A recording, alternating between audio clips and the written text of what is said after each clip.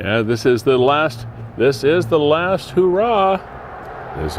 hurrah. Gotta get the last of the leaves up off the office lawn. Yeah, last day of fall. You call it fall or you call it autumn? Yeah, autumn, fall, autumn, whatever. Yeah, well, winter is around the corner. Yeah, all right, have a good day. Hey, welcome to Season 4, Episode 27 of Niagara 411 Live with Sterry. That would be me. We are fueled by Gales Gas Bars. We are supported by Verge Insurance and Ace Alignment, powered by WeeStreem. We'll be talking to Kevin from WeeStreem in just a bit.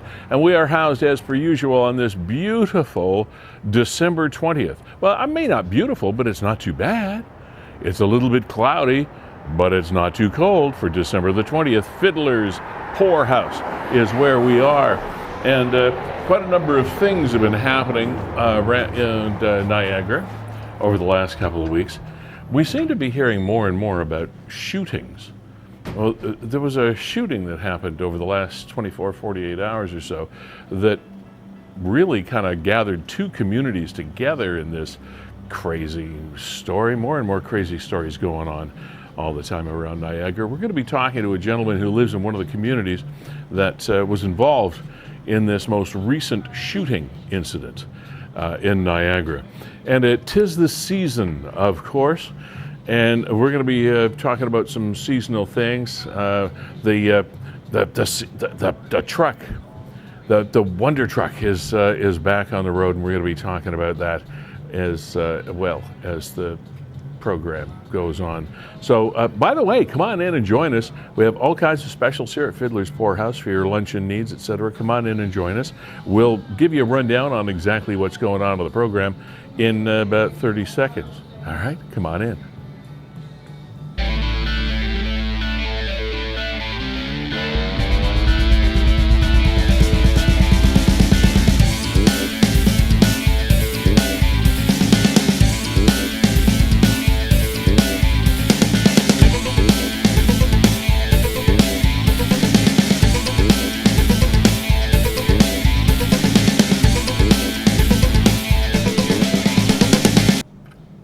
We are live once again here from Fiddler's Poorhouse, 149 St. Paul Street in St. Catharines, Ontario, for this Season 4, Episode 27, Niagara 411 Live with Sterry. Ladies and gentlemen, executive producer type dude, Kevin Jack on the right-hand side of your program, co-founder and of WeeStreem and executive producer of this here program. So Kevin, congratulations on what was a lot of fun this past Saturday morning when we had a chance to chat with Santa and gave Niagara kiddies an opportunity to come in and then have a chat with Santa. Tell them yeah, that was a lot of fun. We did Live with Santa right here at Fiddler's Poorhouse on Saturday. So thanks again to Dave Mukparian, who allowed us to come into Fiddler's and bring Santa to all the households, and not just in Niagara, but beyond. We had some expats, if you will, people formerly from Niagara living in Ottawa that came, and I'll try and pull up some of the footage here. But Lee, thank you very much for donating your time.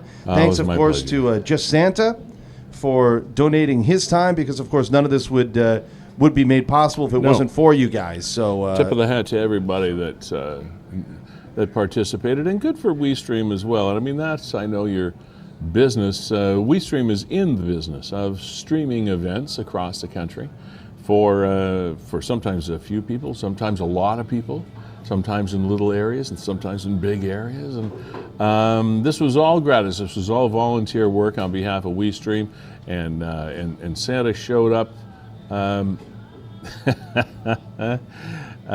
And again to Fiddlers for allowing us to do that program here with their beautiful tree and everything in the corner. So that was a fun morning. It was a lot of fun. And there you are. Oh, yes. Looking great in your Santa hat and your Santa vest. And Lee, I got to say, you know what? I'll just reiterate and say here what I was telling you beforehand is that WeeStreem, conceptually, we really do believe in giving back to the community. Yeah. That it's part of the lifeblood of a community to give back where and when you can. Our company is not grown to the point yet that we can just write checks. But what we can do is volunteer our services. So we love doing things like live with Santa. Not only did it give people an opportunity to chat with Santa. But as we know, Lee, and we're becoming more aware, there are more and more children and families that are dealing with different anxieties and social awarenesses, and maybe going to the mall and seeing Santa is a little overbearing for them. But hey, from the comfort of their own bedroom, and we met lots of them, and it was a lot of fun. Yeah, and to be able nice. to just dial in virtually and chit chat with Santa.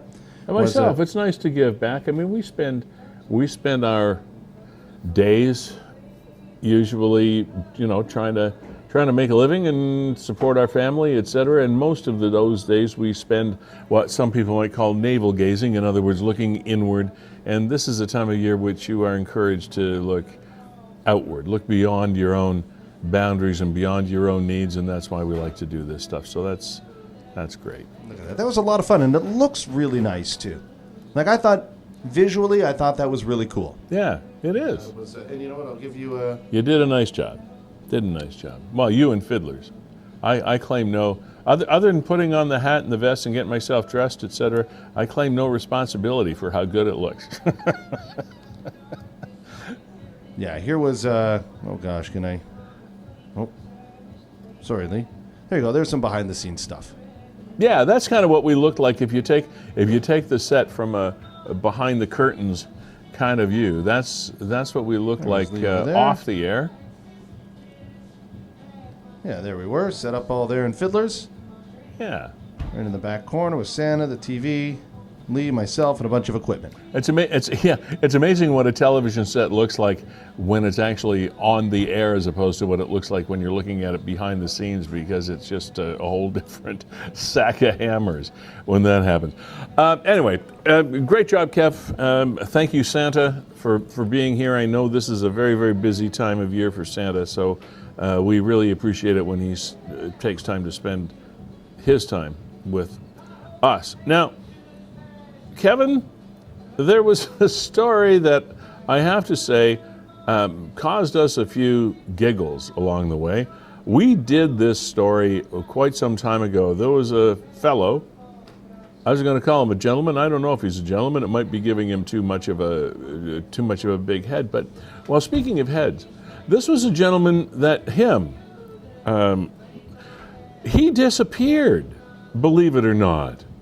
Back in, I think it was February or April, earlier this year, he went missing. He went missing on a warrant. He sort of skipped bail or parole or whatever the heck it was. It's really irrelevant to this story. The point is, this fellow, after months and months and months, was located and rearrested in Hamilton this past week. Now, here's my question.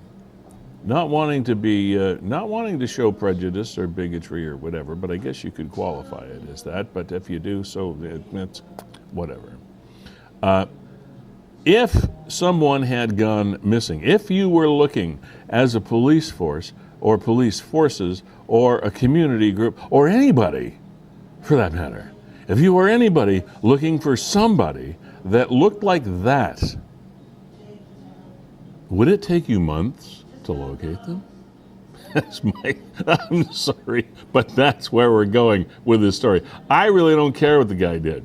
I really don't care how he was caught. I really don't care about any of the charges. That's not the deal. The deal is, how many months does it take to catch a guy that is decorated like that?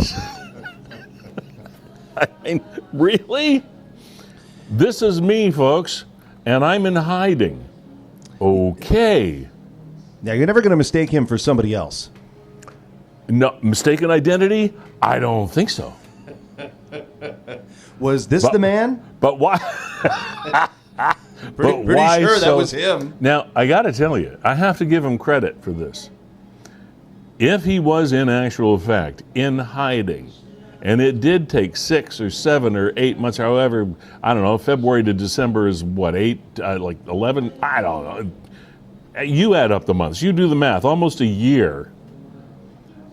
If he was in hiding, man, did he do a good job of hiding.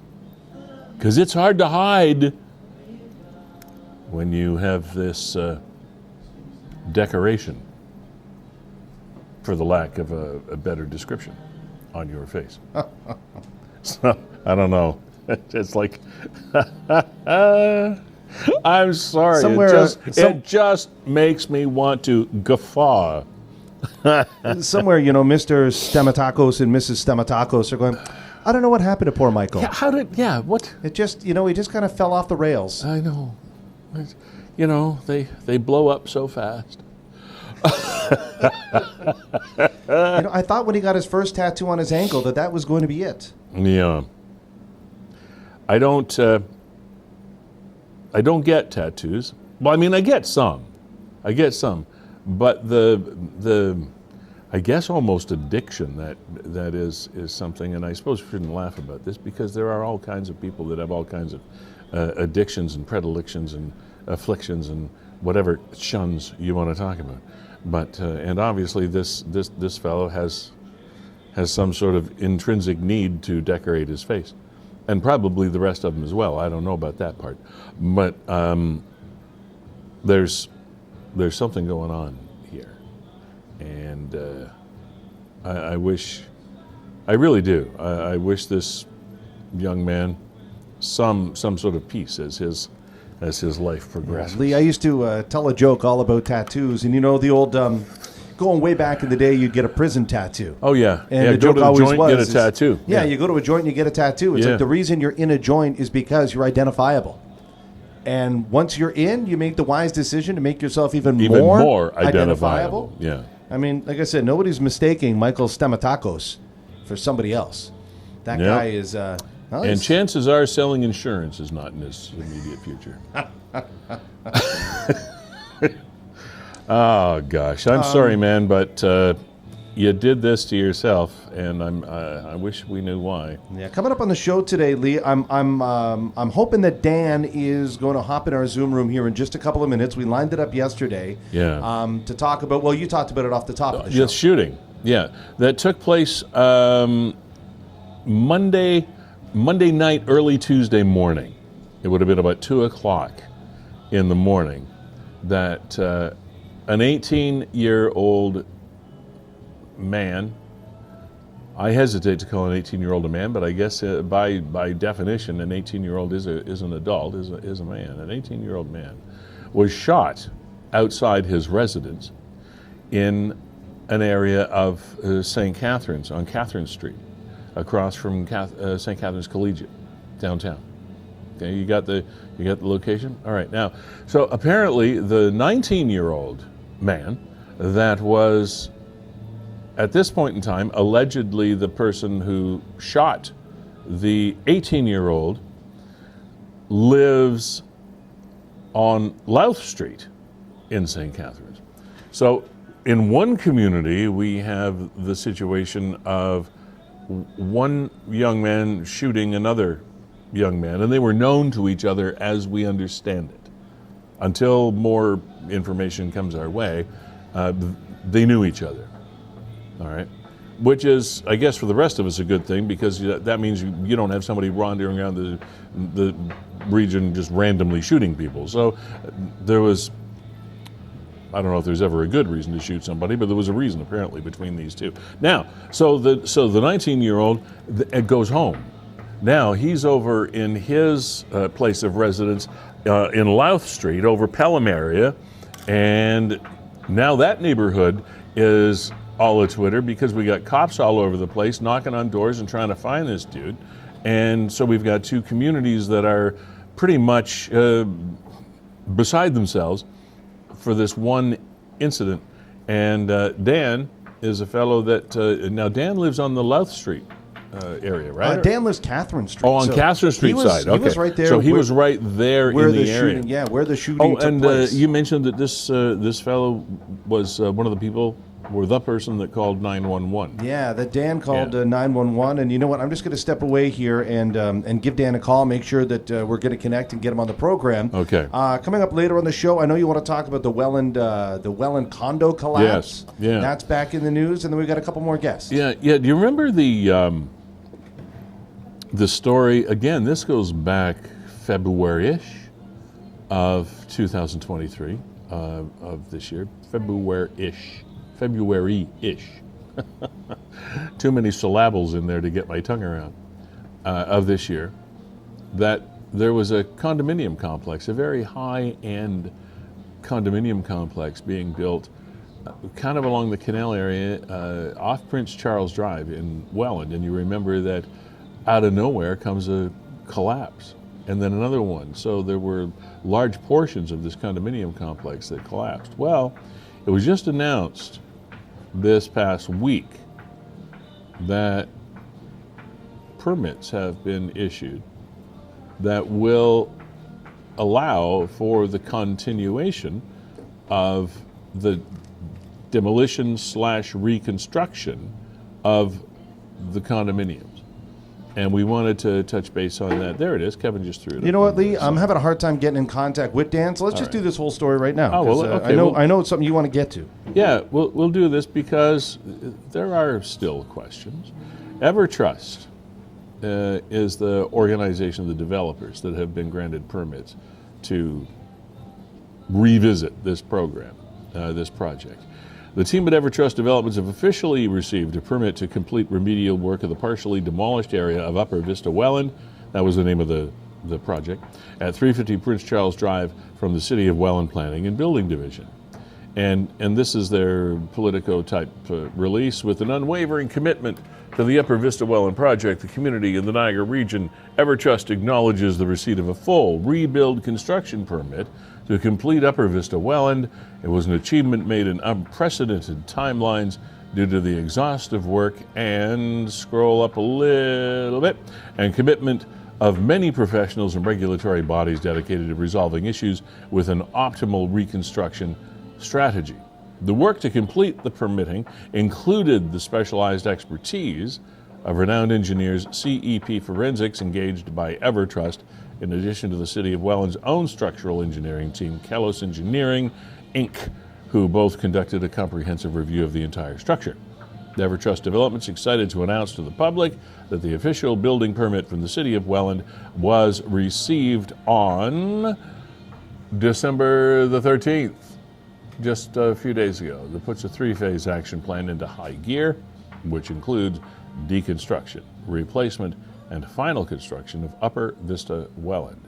On-site project manager for construction management, who is spearheading the development, called this a momentous breakthrough for the building's progress that pulls the project back on track and will produce the highest quality building for all purchasers. Cleanup on the site continues as the team now coordinates all trades for mobilization, starting with structural and moving to main systems, electrical, mechanical, and finishing crews.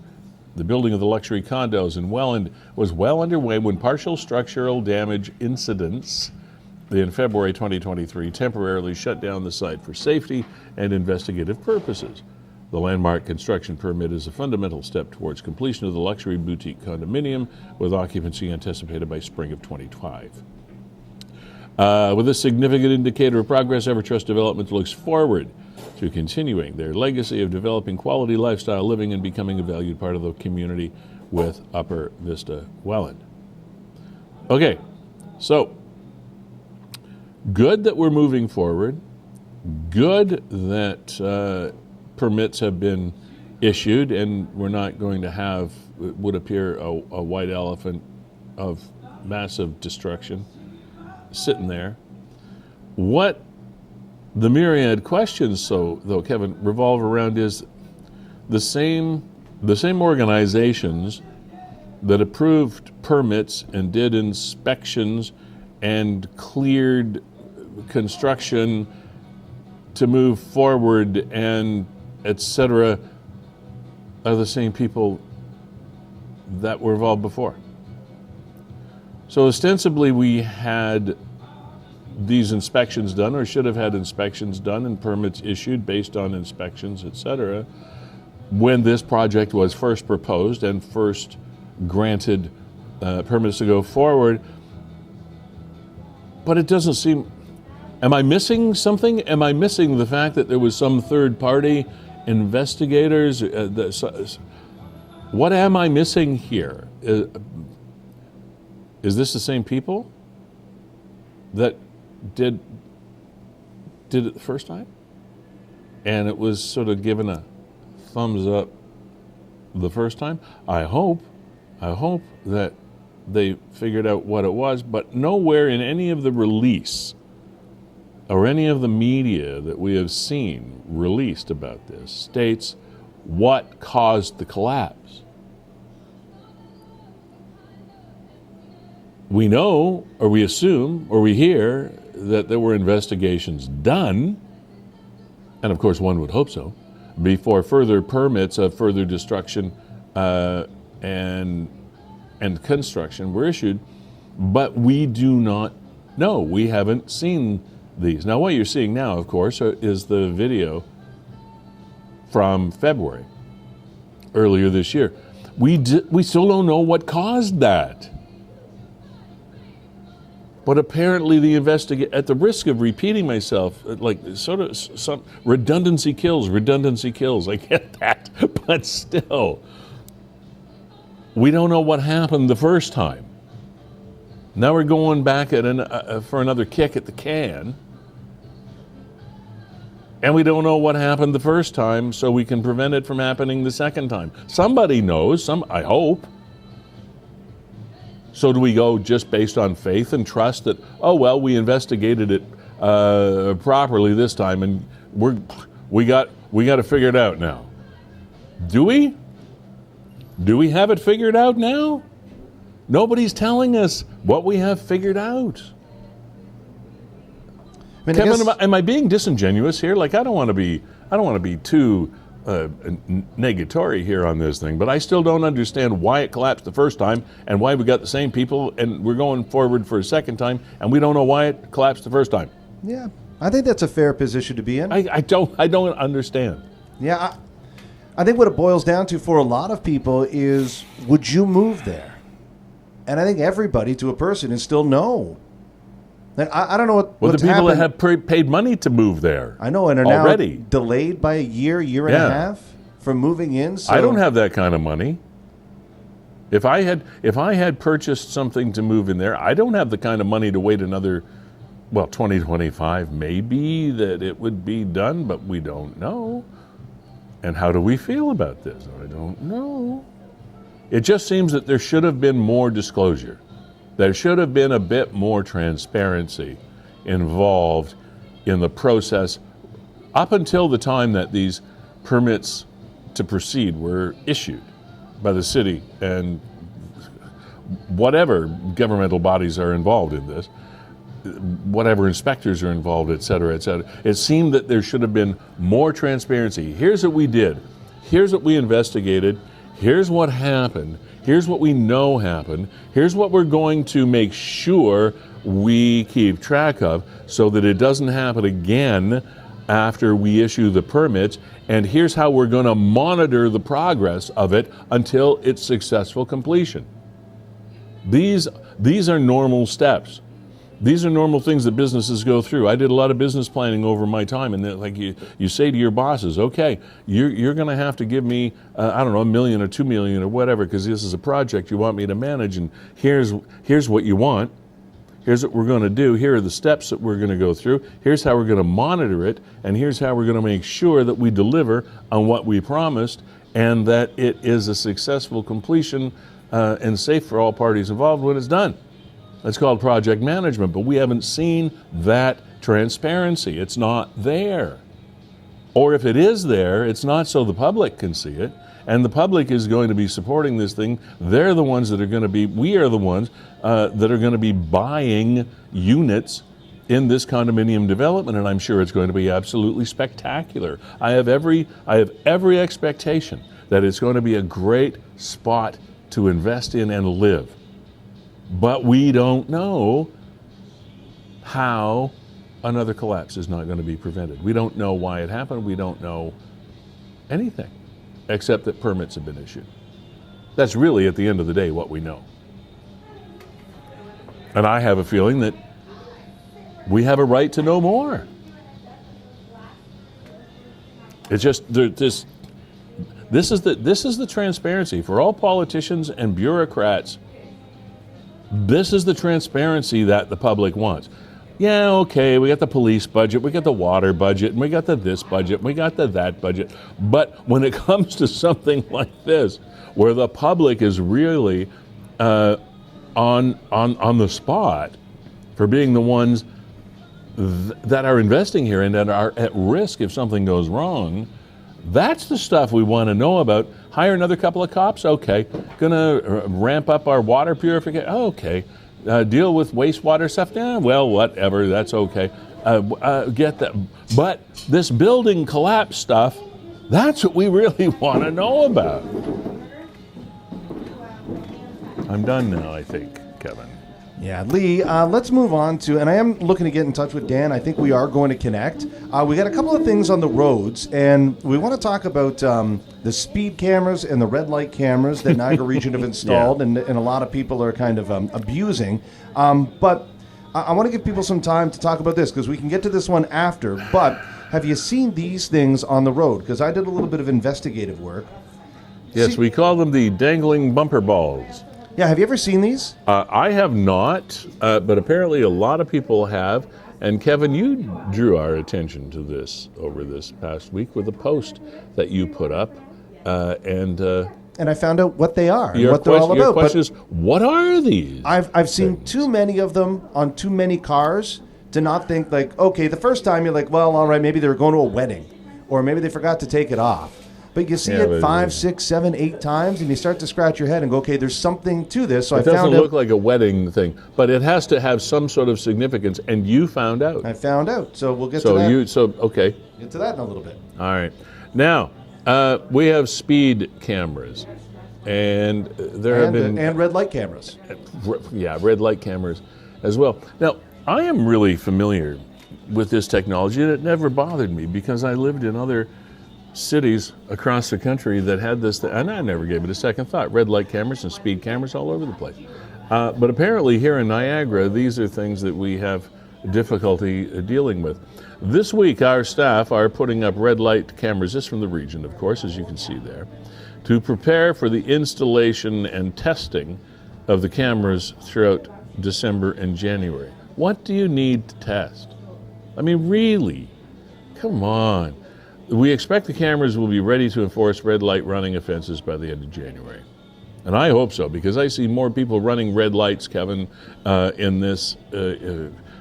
in my travels than I care to. I mean, just not running them necessarily, not speeding through them, just actually taking their time, and if there's no traffic coming, they just drive through them. Red means stop. Red means stop, green means go. This is a very simple concept that we learn at a very early age. A very young, red stop, green go. So here's how the cameras work. The red I guess I'm in rant mode today, I guess, I don't know. A red light camera unit captures images of vehicles that fail to stop at a red light. Duh. The unit takes the first photo when a vehicle is behind the stop bar and about to enter the intersection when the traffic signal is red. The union takes a second photo when the vehicle is within the intersection while the traffic signal is red. To capture the license plate, both photos show the rear of the vehicle only. So now you're going to go out now and you're going to throw mud all over the back end of your car. Okay, right. A provincial offenses officer reviews these images to determine if a ticket should be issued. Tickets are issued to the owner of the vehicle, even if they were not the one driving at the time. Making a right turn at a red light is something else. You're supposed to stop first, then turn.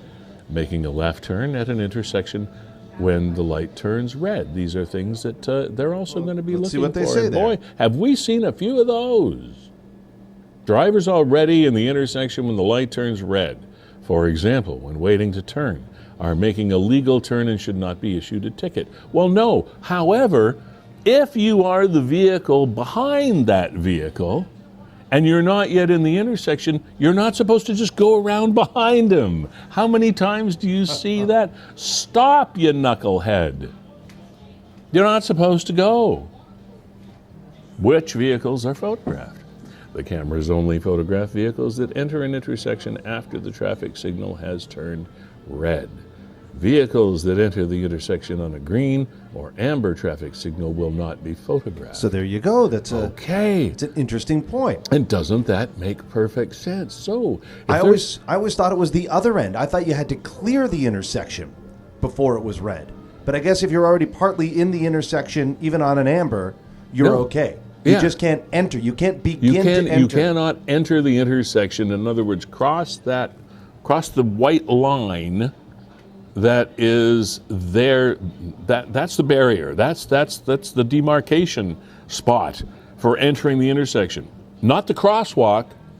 It's that white thick bar. That's the line. That's the line of demarcation. I honestly thought, Lee, that it was clearing the intersection. I thought that I had to be fully through by the time it was red. So this is, so I've got I'm being safer than I need to be by the law. Well, you're one of the few, apparently, from what I see. I thought I was running a red light if I looked up and saw it turn red. And you're in the middle of the intersection in the amber? Yeah. No, you're not. It turns red before I've cleared the intersection. I assumed that was running the red. But I guess, you just can't enter the intersection. Like you said, that demarcation line. Okay, cool. Yeah. Good to know. That is. So here are the locations. And there's a bunch. I don't know. I got one out by me. St. Paul West and 1st Street Louth. So that's St. Paul and the intersection that goes to the hospital. Yeah. So I think that makes sense. But Kevin, I guess maybe I'm taking this for granted. But St. Catharines, St. Paul West, 1st Street, Niagara Street at Parnell. Okay, got that. But I've lived in cities where almost every single every single stoplight has cameras on it. It's a way of life. Every single camera or every single stoplight has had cameras on it in places I've lived in the past across this country. I don't get what we're getting all up in arms about. Cash grabs and well, it won't be a cash grab if you follow the rules of the road. It's very simple. If you follow the rules of the road, nobody's going to grab your cash. Gee. And the other thing that came out this week, and this is off the grid of what we're going to talk about. This is provincial, but it'll affect us.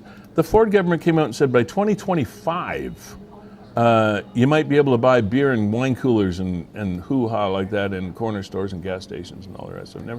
Don't you think that's a bad idea for our youth? We're promoting ease of access to alcohol. Come on. In Quebec, across the river in Gatineau, you can go over there and you can load up at Costco and drive back to Ontario. You can have cases and cases of stuff. British Columbia, Alberta, Manitoba, all kinds of private cold beer, wine stores open almost 24/7. Why is Ontario living in the Stone Age? Corruption of our youth and promoting drinking. My God, we are the Flintstones. I'm telling you, when it comes to liquor laws in Ontario, we are the Flintstones, and everybody else is the Jetsons. Like, holy moly. Get a grip, people. Anyway, we're on a roll. Automated speed enforcement. Here's the other part of this thing. Automated speed enforcement is an automated system that uses cameras and a speed measurement device to help enforce posted speed limits in school zones and community safety zones. Now, and again, here's how they work. What a concept. An automated speed enforcement unit takes an image and records the speed of any vehicle traveling over the posted speed limit. Who knew? The camera stores the images and the approved vendor downloads and sends the images to Toronto's Joint Processing Centre. The Joint Processing Centre reviews the images and determines if a ticket should be issued. How automated speed enforcement improves safety. We're committed to improving road safety, and we know speed is a problem on Niagara's roads. According to Automated Speed Enforcement Ontario, speed contributes to a third of fatal collisions in Canada, which is a lot. Slowing down drivers helps make roads safer. Sorry, I think we're just skimming through. I think we all know why speed enforcement works. Yeah. But here you go. So the thing is with the speed cameras is they're actually moving around. So from September to December, so basically they're about to end in these locations. Right. Niagara Falls, Lundy's Lane, Canada Road. Yeah. You can read them for yourself. St. Catharines, Main Street between Martindale and Johnston. That there's a school in the area. And we all know school districts, like 50 kilometers an hour is the maximum speed for any school zone. If lights are flashing, that automatically drops to 40 kilometers per hour as a maximum speed limit through any school zone. All right? I mean, that's standard operating procedure. Now, Lee, not everybody in Niagara has been very welcoming to these speed cameras. And here, I mean, Jim posted this from Lundy's Lane. So let's see. I mean, is that one? Niagara Falls. There you go. Lundy's Lane. Oh, Taylor yeah. and Okay. Montrose. I can barely see it. I'm just looking past the thing here. Oh, yeah. So the people are spray painting over these. So I think this maybe is like version 2.0, where they've put on this extension to get the camera higher. Yeah. Because at first, all we saw were these boxes. It Because used to be just that. in our never-ending pursuit of justice, we have our spray paint people out there defending our rights to speed by spray painting over speed zone cameras. And your point would be, let people speed? It's a cash grab. That's what it is. Well, we've already determined, Kevin, behind the scenes, that this is not a profit-making center for municipalities. They're not making any money at this. No, this is revenue neutral. Yeah. Which Revenue neutral. That's a nice political phrase, but it is. I mean, it means it's not there to be a profit center. It's there to actually slow you the damn down, is what it's there for. And you're spraying over it as some sort of public protest because you believe in everybody's right to speed? Yes. Freedom of speech, freedom of speed. Okay. So here are the new locations. Okay. Lee, as of January, there's going to be one in Fort Erie on Central Ave, Grimsby, Main Street, Lincoln, Victoria Ave, and then Niagara on the Lake on Niagara Stone Road. So it looks like there's going to be none in St. Catharines. And I know that one on, is it Rice Road or whatever? It's right across from Niagara College, right in front of that elementary school. Yeah. And boy, oh boy, it's tough going 40 on the nose through that section. I got to admit. You know what I've it been is? doing it because I get threatened by the speed cameras. It is So hard. it's working. It's working on me. I put my cruise control on 40 and go That's a through good that idea. section because That's a good idea. it's hard to go 40. That's a good idea because it protects you against yourself. No, absolutely. The whole, yes, it is difficult to drive 40 and 50 kilometers an hour. It is difficult, but the amount of damage that any vehicle can do that is moving at 40 kilometers an hour, it feels slow to you behind the wheel, but I gotta tell you, if you hit something at 40 kilometers an hour, it's gonna leave a mark. Yeah. So And what makes it worse, Kevin, is I see it, and because anytime a vehicle is at odds with anything else, whether it's an animal, a bicycle, or a human, the car is always going to win, even if it is the other element of that accident that is at fault. Every day I have to be aware when I'm driving around Niagara of people walking off the curb to cross the street in areas where there are no crosswalks, in areas where there are no lights where people are supposed to be crossing. Coming into Fiddler's here today, I was coming south on Lake Street, and I was not speeding.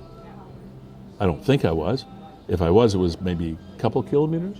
But this person walks right out between two parked cars, right out in the middle of the road to cross the road because, well, they want to get to the other side.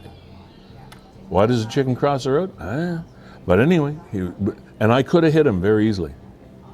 Very, very easily. And I would have been at fault, irrespective of whether that person, that pedestrian, should have been there or not. That isn't the point. The point is, when you're behind the wheel of a car, you got to be careful about so many things, even people that are doing things they're not supposed to be doing, like crossing the road. How many people do you hear about in the news every single day that are pedestrians that have been killed in traffic? because they're doing something they're not supposed to do. Now, we hear a lot of it in Toronto. I know that sort of the numbers are increased geometrically because of the size of metropolitan Toronto, but so many people are killed needlessly, partially because of their own stupidity. But the fact is that they're stupid isn't going to make them any less dead if you're going too fast. Now, Lee, something that's been off debated, and I'm in a Facebook group here that is solely dedicated to the placement and discussion of the speed and the red light cameras. Okay. And people have wondered, well, what's the threshold? What's the tolerance, right? Like if I'm going 42 and a 40, okay, am I going to be nabbed? Am I going 44? And that's a good question. That's a fair question. Haven't really seen a conclusive answer, but here you go. Karen has put forward this, and I guess she's reading from, if we zoomed in on here, we might read it somewhere. Okay. But says that starts at 7 kilometers over, according to the NRPA VP. So it must be in this article. That's good information. There you go, Vice President. Who's that? Scott Bowser, something like that. Vice President of what organization? I'm just trying to read through the lights. Oh, here you go. I mean, fines. There you go. 7 to 19 kilometers over is going to be $5 per kilometer. Okay. And so that means that the lower threshold is 7.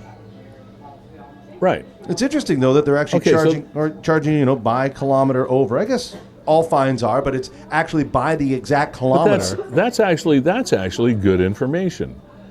That is worthwhile information, because I have often wondered that myself, and I never knew that there was even an answer to it. But there you go. Thank you for finding that. Yeah, I've seen it debated. So, because people say on the highway, like a 400 series highway, or like the Queen Elizabeth or whatever's, you sort of think you've got a tolerance of about a 20 kilometer an hour window. You think that the cops are not going to pull you over if you're going less than 20 kilometers an hour over the speed limit. I don't know that that's true, but you see most of us on those major highways between, 10 to 15 to like under 20 kilometers an hour over the speed limit. Not that we should be driving that fast, but people do. And you tend to feel a little bit safer in the fact that they're not going to be bothered for 15 kilometers an hour over the speed limit. I don't know that that's true. It just seems to be the general acceptance of that situation. Kevin, would you agree that tends to be the thinking on major highways? Yeah, I always thought it was around 20 over. Is that stinking thinking on my part? I used to think that's what it was. About 20 over, you don't get. And people have wondered, like, where does the enforcement begin? And then you talk about calibration, right? When's the last time is there 40 kilometers? For example, there's cars out there, and depending if you change the tires, that say you're going 42 and you might be going 44. Yeah, and I know there are probably people watching this right now that are saying, well, it really isn't the speed, it's the jokers that are zooming in and out of traffic and changing lanes and cutting in and out. And I agree. Those are the people at whatever speed you're traveling are the ones that I would rather see taken off the road and spanked, rather than somebody that's just driving in a straight line at a certain speed. All right, we are going to go to a happier, if there is such a word, and I know there isn't, funner topic. And this truck gets more amazing every single year. That, ladies and gentlemen, what you're looking at is Brayden's Joy Maker truck. And it is out there again for this Christmas season, helping gather money and food and gifts and donations and all kinds of things for Pelham. For Pelham Cares. And I can't really remember how long it's been going, but we're going to find out. We got Brad and Brayden Slipawee. Hi, guys. Hey, how are you, Lee? I am awesome. As you can tell, it's Christmas when we've got you guys on the air. Welcome back to the Sapawees. Brad and Brayden. Brayden, you're getting big now, buddy. Yes. How old are you now? 13, 14 in 2 months. 14 in 2 months. And how old were you when this project began? When did you bring this to our attention? When I was around 10 years old. Around 10. So good for you. You've had a pretty good run. You've got, like, this is into year number 4 to 5. And give us a little bit of background again for those people that may have been living under a rock and didn't come across any of these conversations before. Start us again. Tell us about Brayden's Joy Maker truck. What is it? Okay, so Brayden's Joy Maker truck this year is 11,500 lights with 2,800 pieces of tape. And the basis of it is just to bring joy to our community. It started out when Brayden was actually 9 going on 10. And we were feeling down because we couldn't head up to Thunder Bay to see our folks due to COVID. So he wanted to bring joy because he's seen all the seniors in the homes wouldn't be able to see their family. And he said, we got to bring joy to them and help them out. So we started out with 4,000 lights. And here we are with 11,500 later. That is truly amazing. Now, is this an upgrade of lights from last year? It seems you add some every year. Yes. Yeah. So we had 9,000 last year. We went up to, our goal this year and our campaign slogan was 10,000 lights for $10,000. And we kind of had to go a little bit over. And that's due to the fact that Welland Chevy donated a truck to us for the use for 2 months. And it needed more lights, so we went up to 11,500. Isn't that terrific? So you don't have to tape up your own truck for this. You've had a truck donated. Yeah. Ian and Mike over at Welland Chev really stepped up this year and helped us out. Let us use their mechanics bay to do the work. It was a little easier in the warmth instead of doing it in our garage here that's usually cold. So yeah, we're really, really humbled by their gratitude of giving us the truck. So that's amazing. Now, how do all these? It seems to me that Mrs. Brad Brayden did an awful lot of the taping. Was she involved again this year? Yes, very much. She cut, if not all, most of the tape that was put on the truck. That's cool. And how does it work? How do we help you? How do we contribute? Well, we're out on the streets in Fonthill this weekend, so we'll be out tonight all the way till Christmas Eve. Make donations, either cash, like monetary donations, or food donations. Bring it by. We're going to be in the Sobeys Plaza every night this week, right up till Christmas Eve. And on another note, if you do bring a ballot in, if you bring a donation in, you get a ballot for an opportunity to win a $2,000 diamond pendant necklace and an $800 men's Bulova watch, courtesy of Sapphire's Jewelers in Fonthill. Wow! Thanks to Sapphire Jewelers for doing that. That is amazing. And how do these lights work? Like, do they work right off the battery? Have you got a separate power supply for that? I mean, that's a lot of wattage you got going on there. Actually, it's not that bad. So in trucks nowadays and vehicles, they have like a household plug. There's actually one in the back of the truck, and there's one on the dash. Right. We just run all the cords into the front of the dash, then run an extension cord to that plug.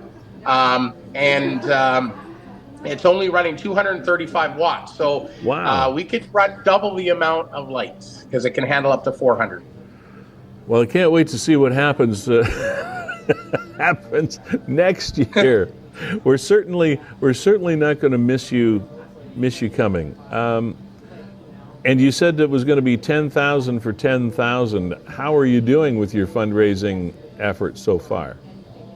It's been really tough this year, Lee. I have to admit. Obviously, the economy is affecting everybody, and we understand that. But we've had some very, very nice donations from a few places in Fonthill area that has helped us. So right now, I can say we're about $1,800 to $2,000. I didn't do the last night's total, but we're about $2,000 away from getting our goal, and we're really hoping that we can reach that Sunday and for Brayden. Well, I'm pretty sure, I have confidence that you will, because people are starting to, at this point in time, I mean, here we are in December the 20th, tomorrow's first day of winter, people tend to get a little bit more in the spirit, as you might say, as we get closer to Christmas. So I think that's just awesome.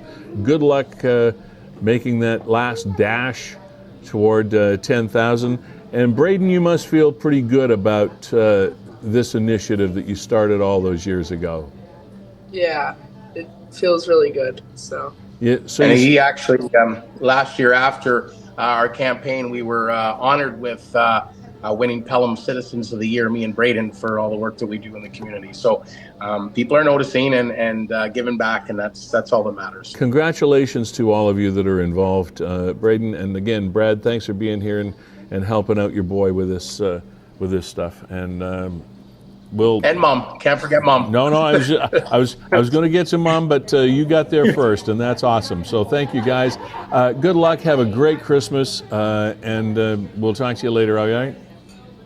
All right. Yes, thanks, Lee, and we appreciate everything you guys do. Merry Christmas. Anytime you need us, you know where to find us. Okay.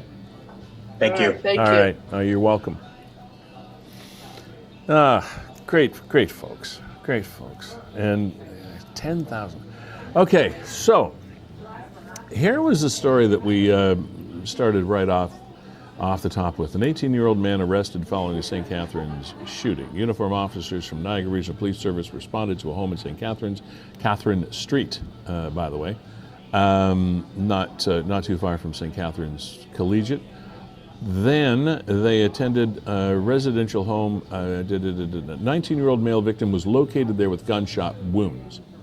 All right, so it was a 19-year-old on site that was shot, and they were seeking an 18-year-old from Louth Street area, correct? Victim was treated by Niagara Emergency Medical Services paramedics, transported to an out-of-region hospital in serious condition. As a result of the initial investigation, there we go, the officers determined that the victim had exited his home. Kevin, if you could scroll us up there just a little bit. He'd come out of his house, was confronted by a male suspect in a nearby alley. The male suspect shot the victim. Suspect ran from the area. Police canine unit attended the scene. The suspect wasn't located. Ongoing investigation helped them identify a suspect in a possible residence on Louth Street near Chetwood in St. Catharines, and then detectives went into that neighborhood to apprehend. That's the word I was looking for. Thank you. Apprehend the suspect, Kevin. All right, we have Dan on the line here now. Dan, welcome to the program. Thanks for being here. Hopefully you can hear us okay. We good? Yep, I can hear you just fine. Thank you. All right, cool. Now, you are a resident in the Catherine Street area of the city, correct? Yeah, the same building that the victim ran to. Okay, walk us through your experience of that early morning incident. Okay. So it's a late night. I had Dungeons and Dragons. So I was just sitting at my computer after I got home by the front window, and I heard a series of shots, pop, pop, pop, pop, pop, pop. And then I see a young, slim black guy run past to go into the downstairs. Then I heard some commotion down there, so I called the police. Sorry, we're breaking up a little bit. Can you back up a little bit, Dan? You saw someone running away, and then what happened?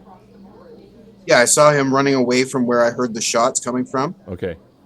He was running towards our house because it's a multi-dwelling unit. So, yeah, then I called the police, and literally within 60 seconds of me dialing 911, there were dozens of cop cars just all over the place. So we're actually around the corner from NRP headquarters in St. Catharines. Yeah, I guess you would be very, very close. All right, what happened then? Then the police stormed through the entire building, every unit, got the names and identities of everybody who was there. They were heavily armed, but understandably. And yeah, just for the next few hours, I had to retell exactly what I saw and heard to the police a few times. The last interaction with the police was actually at 6 a.m. When I had a detective tell me that they caught the guy and get a recorded statement. All right, so did you know the young man that was shot? I don't know him. He's one of the people that my downstairs neighbor has over frequently. It's a drug den, basically. She sells fentanyl down there. The police know about it. Don't know what to do about it. So I am guessing that it is something to do with drugs. What does it feel like, Dan, to live in an area, in a building, where there is a known drug transaction happening on a regular basis? What is that like? It's pretty awful. They're very frequently loud, but like that would be the least of the concerns, right? But there's been violence, damage to property. We've got our windows egged. Another window in the building 2 times have been smashed out with rocks. It's pretty well the worst living situation. Right. It is actually an upgrade though from our previous downstairs neighbor who was on meth and on steroids and very destructive. So, You're saying give and this take. is an upgrade. This is an upgrade, yes. Okay. Now, do you have the same landlord as this person has? Do you pay rent to the same people that these people pay rent to? Yes. And what does the landlord have to say about something like this?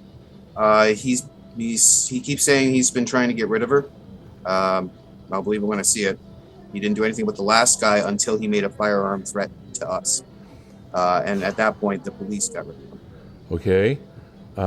Next obvious question would be, if this is a known activity, then I'm assuming you're telling the truth here, why does it continue? What about the police? Or am I asking a stupid question?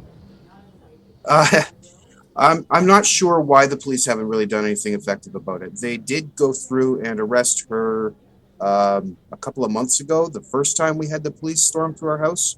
Yeah. They actually busted down our door in the process of that one, which kind of sucked. They busted down your door. Yeah, they busted down. So basically, there's an inside stairwell, and that has entrances to 3 of the 4 units in the building. So the police, they entered what they thought was just her unit, and they just continued through every door that they found. And they smashed through the 2 upstairs units, which are separate. Now I'm going to ask you a bit of an awkward question. Are you a nice, law-abiding, upstanding citizen? I mean, I speed on occasion, but that's about it. You're not dealing drugs? Oh, God, no. I smoke a bit of weed. I drink a little bit. That's the worst I do. Well, so far as I know, all those things are legal. That's true. Yeah. All right. So I still have a philosophical question with a known dealer and distributor and seller of illegal substances being allowed to continue those functions in a residence in our city. I have an issue with that. I don't understand, Dan, how that can continue. I'm not sure. We've reported drug deals as we've seen them. We have gone to the landlord. We've gone to various levels of the police. They thank us for the information, and nothing ends up happening. All right, so It burns my craw. yeah, I don't blame you. It's one of those things that it just leaves people going, huh? Like what? I don't get it. Yeah, Dan, I just want to bring us back to Kevin's here. Yesterday morning, 2 a.m. You hear gunshots. Can you walk through that in a little more detail? How many gunshots do you think you heard? And then after you called 911 and the cops arrived, what did they do over the next 5, 10, 15 minutes? Yeah, it sounded like you said pop, pop, pop, pop, pop. Like it sounded like you heard a lot of gunshots. Yeah, it was like 5 or 6 gunshots. At least I was distracted with something else on my computer when it started, so I don't have an exact count, but it was more than a couple. Like it was happening long enough for me to register it, turn, look out the window before it stopped. And then what about the victim? Did you come outside, and did the victim? I didn't come outside until the police were there. No, I saw him run by through my window. So there's a roof, and then there's the window where I am. So he ran diagonally across the road, and then underneath that porch roof. Okay, and he didn't collapse? No. He sure looked terrified, though. I would think. But he was shot. He had been shot. Yeah, he was shot 3 times. And this is describe your building for us. It's a multi-unit structure? Yeah, so the other downstairs unit that was uninvolved in this used to be a store and an arcade before that, and so on and so forth, but it's been converted to just residential. And then basically it's just one unit is stacked on top of that, and then there's the unit where the guy went, and then we're directly above that. So is there like 4 separate living areas? Yeah, every unit has an outside door, and 3 of them have inside doors. Okay. And how long were the police at your location? They were there until at least 9 a.m. Till 9. That was when the last. And you found out at what you said 6 a.m. that they had arrested someone in another part of the city. Yeah. And this was this dude that had been there, I get, from Louth Street area. Yes, yeah. So I'm told. Do you know anything about these guys? About these 2 young men? No. They hang. At least the one of them. I don't know the shooter. I don't know, because I haven't seen him, so I don't know if he's one of the regulars down there. But the victim is one of the people that I frequently see hanging out on our front porch. All right. Now, and this woman that ostensibly or allegedly is selling this, is she single? Does she live alone? How old is she? What do you know about her? As far as the landlord knows, she lives alone. The victim of the shooting is said to be living there, but he doesn't actually live there. So it's pretty well, it's just her, but she just very frequently has guests over. Okay, how old a person would she be? A guesstimate? Mid to late 50s. Wow, okay.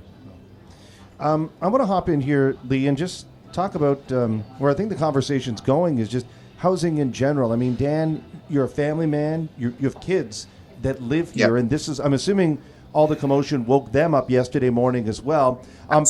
People talk. Shocked. Stayed asleep. They didn't wake up. Okay.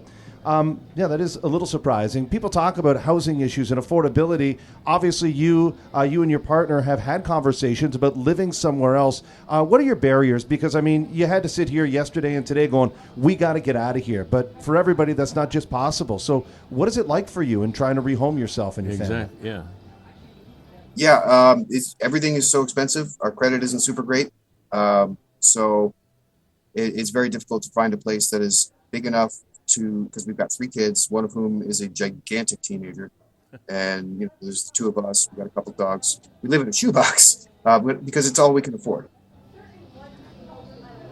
And it can't be good. I mean, you that's kind of living in fear on a day-to-day basis. You never really know what is going to be happening that will put you or your family and, God forbid, your children, for some unforeseen reason, in harm's way. I mean, there should be a way to fix this. There should be. It shouldn't be so difficult to find housing, but it is. There's a lot of reasons behind that. Well, Dan, I mean, finding housing is one thing. You have housing, albeit perhaps not what you would prefer, but you have it. You have a roof over your head. The thing is, one should have a presumption of being safe in their own home. Yeah, that's absolutely the issue. I mean, if you have housing, you still should have the presumption of being safe. Yeah, absolutely. The fact that we've had so many issues with that downstairs unit with 2 different tenants is ridiculous. Like a couple years ago, they gave, before we knew exactly what was up with them, they gave my wife a lace joint with fentanyl, and she overdosed. I'm sorry, law enforcement. This is down to you. I'm Jesus. Sorry, I can't even imagine. I can't imagine either. Something that is a known activity. Please, somebody from law enforcement, click on the Zoom link and tell me why this can't be fixed. I don't understand it. I just don't get it. Notwithstanding, I realize that there are tough laws when it comes to landlord and tenant act legislation and stuff. It's hard to boot a tenant out of an apartment or a rented dwelling. It's not that easy for landlords to do. I get that, but there still should somehow be some sort of landlord law enforcement plan that could make your living space safe. Yeah, there really should be. As far as I can tell, it's not the officers on the ground that are the issue. Of course not. They arrest, and then the criminal just gets released or bailed out, or not charged at all, and the cycle just continues over and over. With the other guy, we had him arrested, got to be a dozen times, and then the same night he was back every time. And I know that is a frustration for the cop on the beat, as they say. Dan, what's going to happen now? Any idea, or is it just same old, same old? We're going to look for an apartment. I believe the landlord's going to try for an emergency eviction, which, fingers crossed. And that's pretty much long and short of it. Got to keep going to work. Got to keep feeding the kids, and got to keep living, right? You got to keep living. All right, Dan. I don't know what else we can say except we feel for you, and I really appreciate you coming on and shedding some light on what it's like to sometimes live in the mean streets, as we say. And our streets shouldn't be that mean, not in a city like St. Catharines. This is Canada, for Christ's sake. Thanks, Dan. Yeah, no problem. You have a good day. Thanks for having me on. Yeah, you're welcome. Anytime. Merry Christmas, man. Happy holidays. Yeah. All the best to the kids.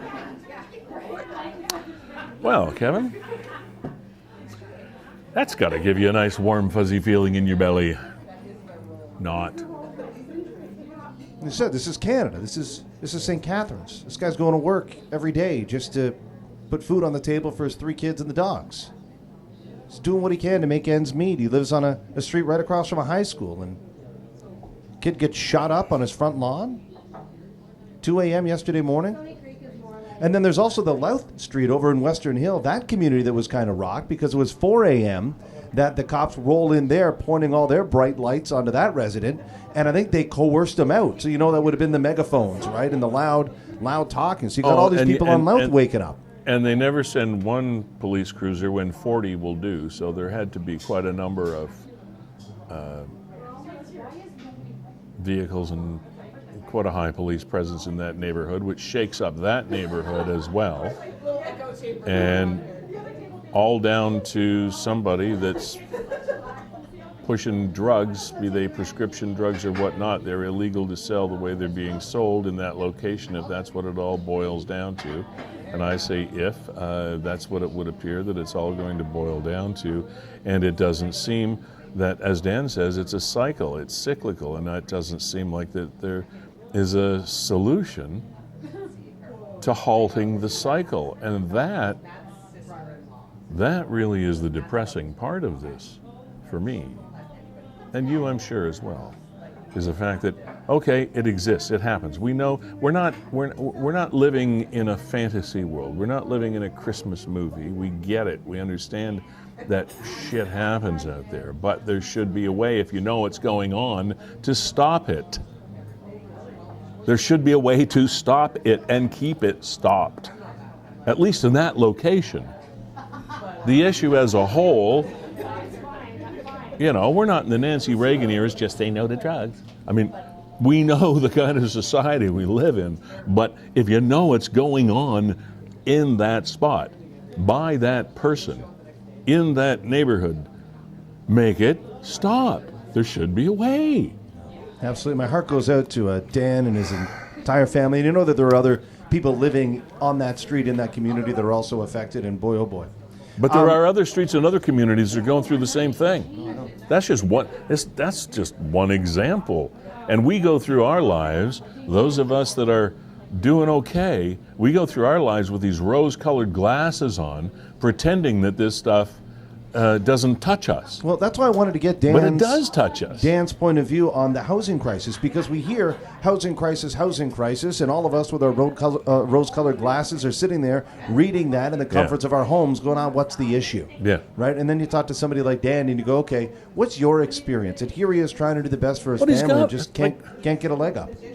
Hey, Lee, we're going to get to Inita Dior in a couple of minutes and talk about their drag show that they got coming up between Christmas and New Year's. Yeah, cool. Here's a situation that ended up in the Niagara 411 mentions section. And it struck me as kind of bizarre. I hope the lady's okay, but I don't know if you can read that, Lee. But imagine this happening to you in a parking lot. Okay, so here's the deal. At approximately 5:30 in the p.m. on December the 4th, now this goes back a little ways, my mom was involved in an unfortunate incident in a parking lot in Fort Erie. She got pinned against a van by the motorized shopping cart collector machine. Oh, I remember reading this, yes. Pinned against a van by the motorized shopping cart collector machine. No clue of what this is called, but we've all seen them. It all happened so fast, and as such, we're looking to speak to any witnesses or any photos that anyone may have snapped. Can you please private message me if you have any info? Thank you to everyone who came to her aid and called 911. It was evident she needed medical care. I'm so thankful that there were kind folks around her. Many thanks to those wonderful people who helped my mom and to the Niagara EMT team who took excellent care of her and for texting me. Susie's okay, shook up and sore, but okay, thank goodness. And again, one of those freak accidents that happen that you go, how does this happen? Yeah, we all know those machines, right? We see the operators, but so was it runaway? Was it rogue? Is this what happens? Are the robots attacking? She got pinned against... Is this where it starts, Lee? Yeah, this is the artificial intelligence beginning to take over. They are now controlling cart machines. She got pinned against a van by the motorized shopping cart collector machine.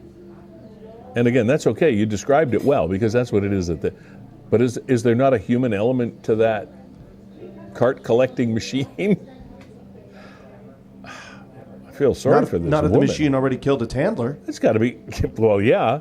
Yeah. But I mean, that's got to be terrifying. It's like, what do I do? How do you control it? Where do I go? What happened? What just happened to me? And what did the person from the store have to say about it? Because they employed the cart collector machine. All right, and Lee, we got to put a bow, and pun intended, on this story. On the hanging balls. So I finally saw a car that had these that I could stop and take a picture of because it was in a parking lot. Yeah. I've only ever seen them driving. Yes, And you did post this. You drew this to our attention. Has anybody ever seen these? They look like kind of dangling puffballs. Now you say that you've seen them before, but I have. I've seen I it claim maybe not to have seen them. 6 or 7 times. Enough to the point that I go, okay, I'm not crazy. I'm seeing this enough to say that it's a pattern, and people are doing this intentionally. So I saw this car here and said, what is going on? And it's always 2. There's always 2 dangly balls, and they seem to not quite touch the ground. Nope, they're dangly balls, Lee. 2 dangly balls. So there you go. I mean, there you see them right there. Oh, yes. They are balls and they are dangling. So I put it to Facebook and said, hey, listen, guys, like I've noticed it. Has anybody else noticed it? And there were a lot of people commenting and saying, yeah, you know what? I've noticed it too, and I have no idea what it is. Okay. But that's the power of social media, right? Because I knew somebody would come forward and say, yeah, I'm connected. I had no idea. Was it a LGBTQ plus community thing? Was it? It turns out it is rooted in a culture. Okay. And here's what the one person posted.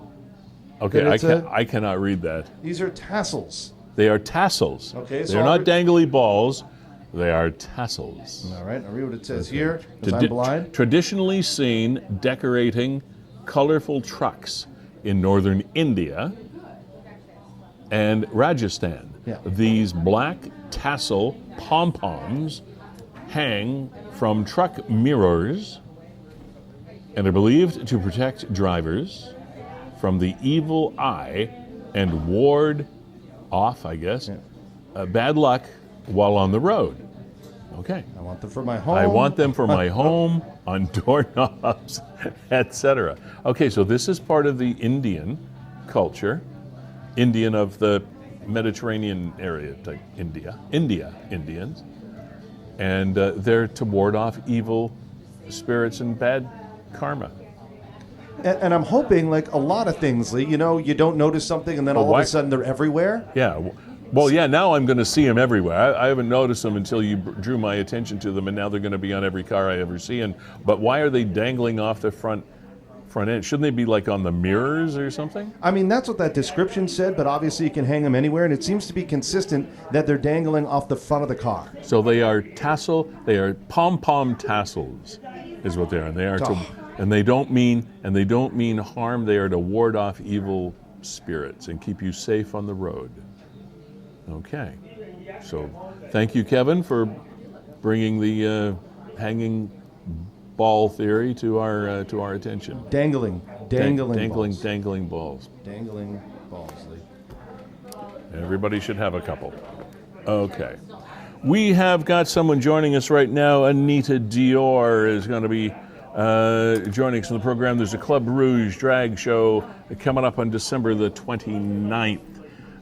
Open stage. It's drag kings and queens. I know what drag queens are. I've never heard of a drag king. I have to be perfectly clear on that fact. I don't know what that is. But joining us right now, it looks like we have two people joining us right now. Inita Dior. Hello. Hello. How are you? I'm good. How you doing? I'm very well, thank you. It's been a while. It has. Thank you for having me back. Hey, you're welcome. And who's your partner? Well, you said you didn't know what a drag king is. I'm a drag king. My name's Feulled Richard. Okay. So you're explain what a drag king is. All right. So I guess it's the opposite of a drag queen, which would be. Yeah.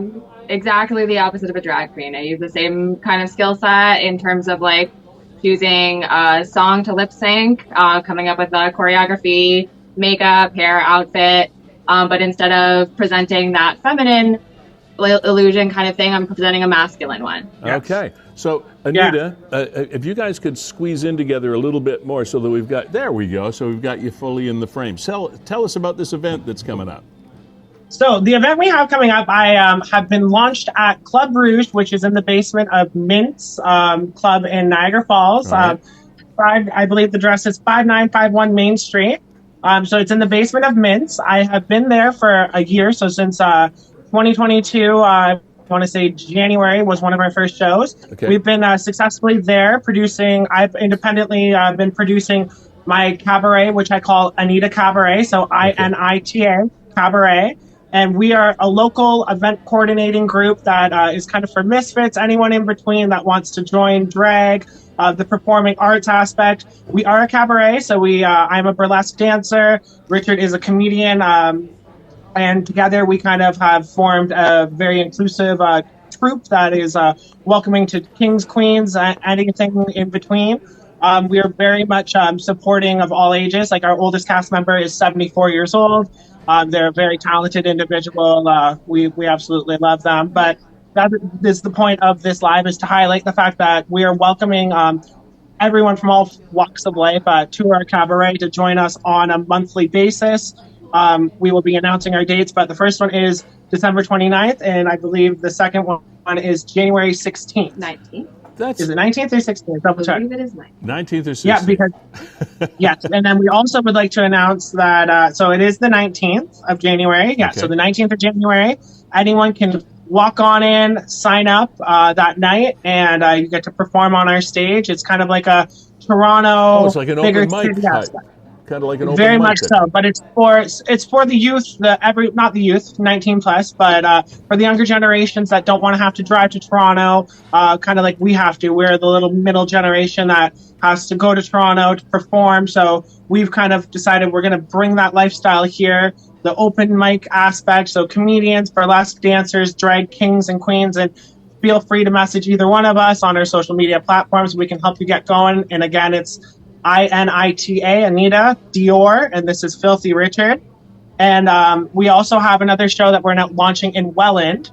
I'm back to my Welland shows, so we're doing it at Lefty's Kitchen, and that is on January 26th. And tickets will go on sale today after this live. We're again, bringing that inclusivity back to Welland, and I did my Honest Lawyer shows. You guys brought me on last year, and we were super successful there. Good. And yeah, we're just kind of bringing our community together, and that's the whole objective. Well, that's interesting, and it's Anita. It's, as you know, it's been a really tumultuous year for the LGBTQ plus, and I know I'm going to miss a few letters in their community, in that there have been, and here in Niagara, not just in other areas, here in Niagara, there's been a lot of controversy about drag shows and so-called indoctrination of young people, et cetera. And I know you mentioned that your events are 19 plus or adults only, et cetera. So it's by choice that somebody attends the events that you're talking about right now. What do you make as we get ready to drive our way out of 23 into 2024? What do you make of the year gone by in regards to your community? I like that you really addressed that situation, because it's very unfortunate that a lot of our peers have actually gone through this situations with their shows being boycotted and things like that, even protests. I want to say, knock on wood, our troupe, we haven't been bothered since we work in the adult industry. That being said, it has nothing to do with the adult industry. We are a completely separate entity. Right. I am one of the managers of Club Rouge, which is located in Mintz. We are more of we have security on site. We kind of have our whole entire location is under video surveillance. So that being said, we welcome absolutely anyone to try to do something like that, but we keep our performers, we keep everybody safe. I would like to wish in the future that people can kind of see that we are not all, or drag performers in general are not groomers or predators or anything that they say, and we're more performing artists. And it's very unfortunate that people have to endure these types of situations.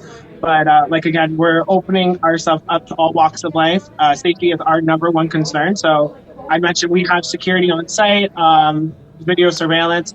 We are in a border city, so I find we are experiencing a little less of that stigma. Right. I did open up my shows in Port Colborne.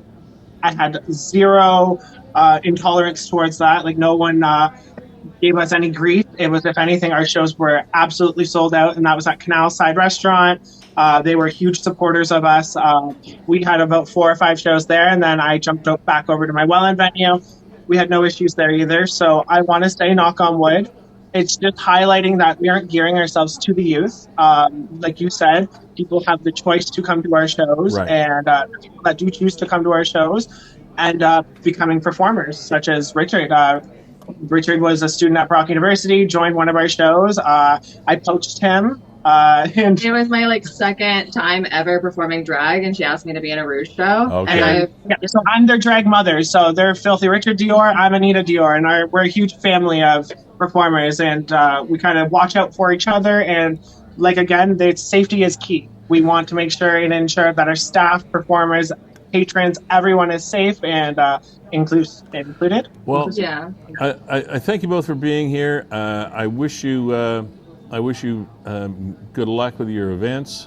Thank you so much. And I wish you understanding and health for the new year. All the best. Well, I appreciate that. Much. And I just want to flash our little poster if anyone wants to see it. Yeah. You can check us out online again. And thank you so much for having us. We really appreciate you. May happy holidays and a happy New Year. Thank you. Same here. We've had your poster up on the screen a few times while doing this show, so you'll be able to see it later. But anyway, amazing. Thanks. All the best. Thank you so much. Have a great holiday. Bye. You as well. Bye. Takes all stripes. Stripes and shapes, Kev. If everybody in the world was just like me, this would be a boring place to live. I mean, that's the reality, right? Take it from me, folks. If everybody was like Kevin, it would be a boring place. Yeah, this place would be a boring-ass world. So I'm so thankful for all the different colorful personalities and people in our society. Indeed. We want to thank Dan for coming on the program earlier today. And Dan, I was silent, which is odd for me after that conversation, because I really didn't know what to say. A man who witnessed a young man shoot another young man outside his building in downtown St. Catharines, and then the other young man in another community is arrested amidst all kinds of flurry and fadalderol, and we can't seem to stop it. I don't know why.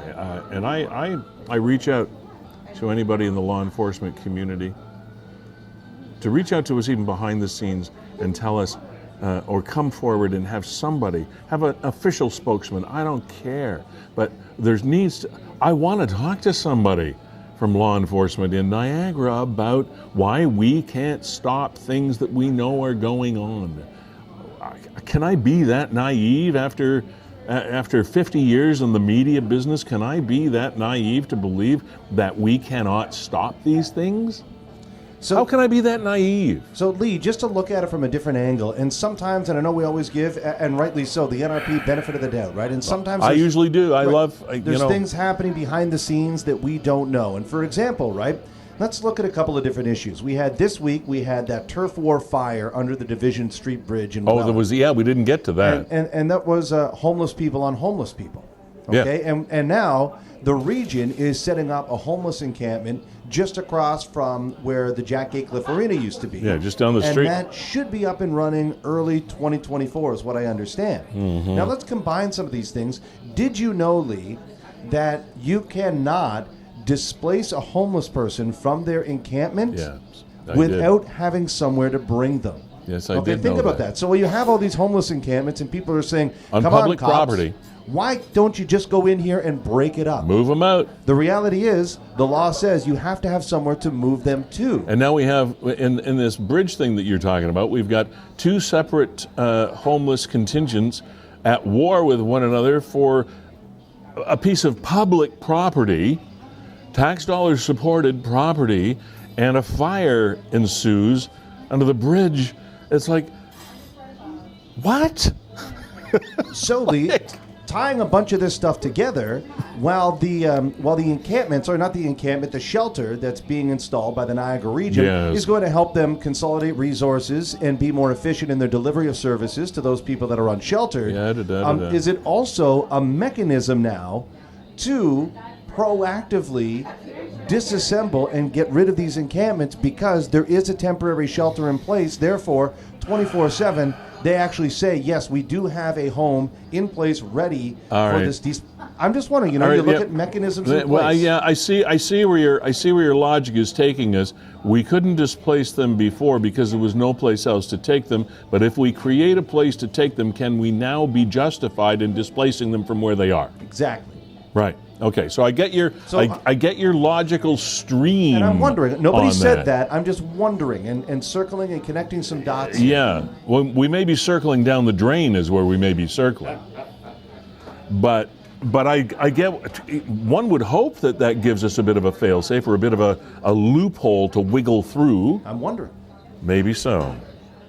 Anyway, thank you, Dan, for being here. Our best wishes to you and your family for a safer 2024 than your 2023 has been. And to all of you that are in the same situation or similar situations, we wish the same for you, because I believe that this is a tip of the iceberg situation. And the iceberg, one of these days, the Titanic is going to strike the berg, and we're going to have a problem. Also to Brad and Brayden, Saplouis, on a brighter note.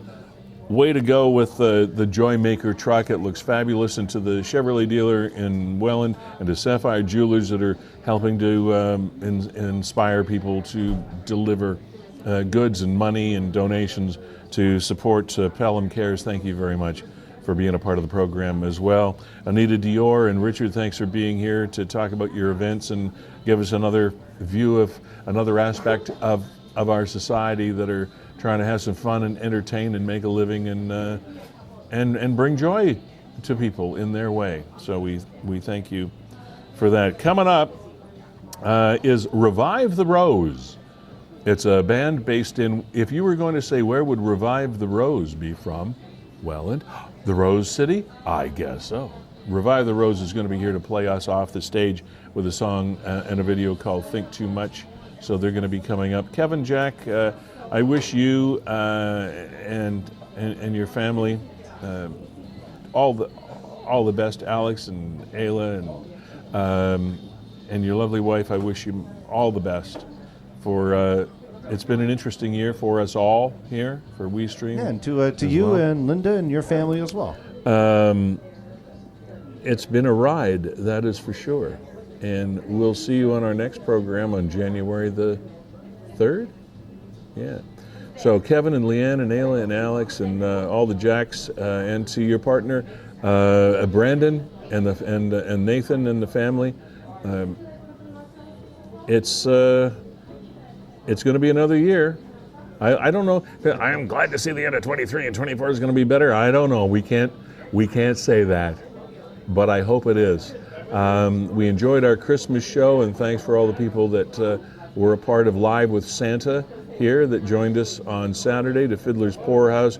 It's been always a slice in more ways than one. Being here every couple of weeks, to our sponsors, and I tell you, I apologize, we did not spend very much time on our sponsors this week. We got caught up in other things, but to Gales Gaspars, Jessica Friesen, and her entire staff, thank you so much for your support. Gales is our keynote sponsor here on the program, fueling Niagara for well over 50 years and for well over 50 to come. Merry Christmas, Happy New Year to all of you and yours, to Mark Shirk, Blake Shirk, and your staff, and all of the people that support Verge Insurance Group. Thank you so much for being here as well. Janice Purdy and your staff at Ace Alignment. A bit of latecomers to the party here near the end of the year, but so happy that you have joined us. And we hope that you and your families and your business enjoy a very, very prosperous 2024.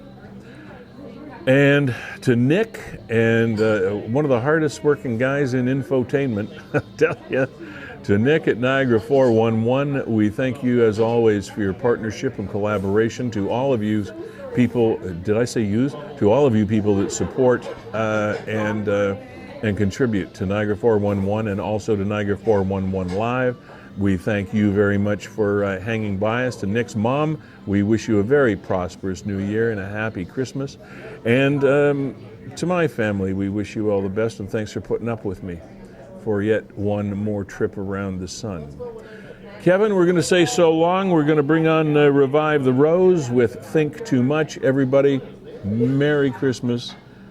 All the best of the season to all of you, regardless of your creed, color, religion, or stripe, and we'll all, I hope, get along better in 2024.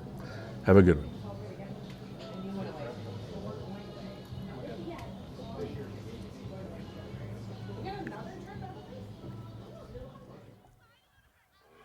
Wasting all my time overthinking.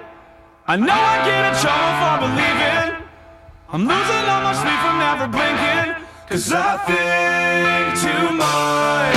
I try to back down for a minute, but then I realize from the beginning I gotta be the one to try and win it, even though I think too much.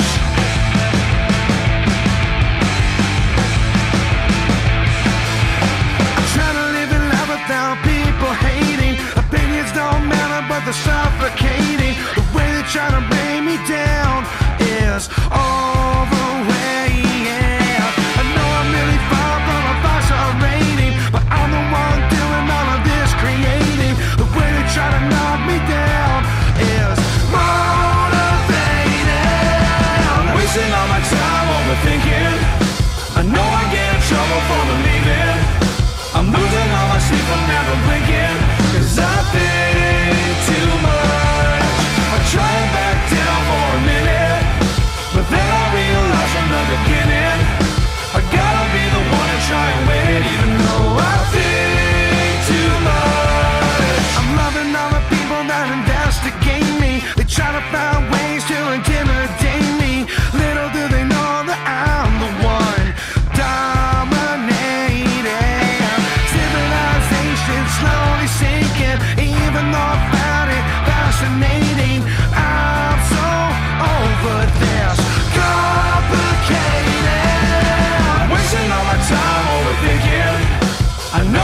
in trouble for believing.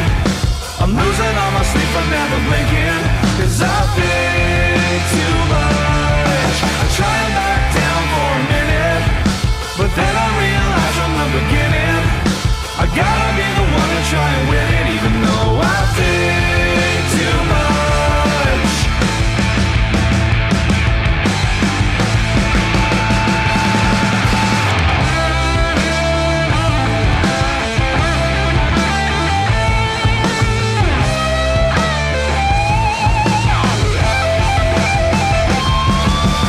Wasting all my time overthinking.